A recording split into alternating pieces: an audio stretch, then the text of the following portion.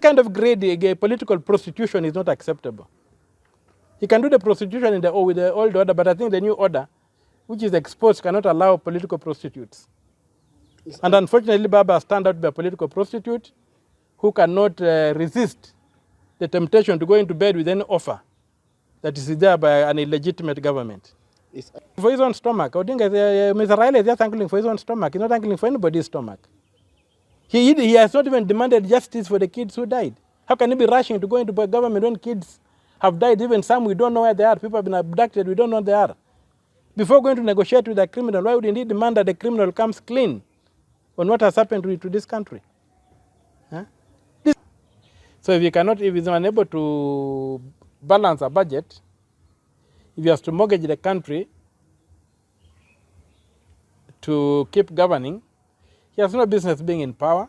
And as I said in Parliament, the very sword he raised up in Kasarani time for him to fall on it and die. That's the only honor he can have, to sack himself and get out of office. Let him resign. Let him sack himself. He has sacked the cabinet. Now is the time for him to sack himself and he goes away. We are waiting for him to sack himself.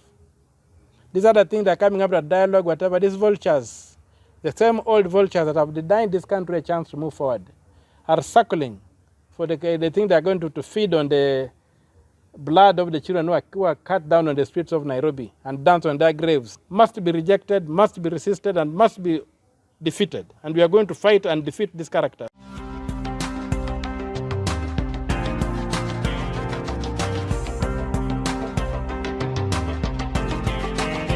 I think the dissolving of the cabinet was a survival.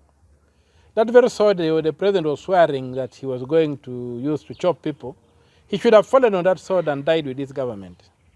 That sword does not just cut one way, it cuts both ways.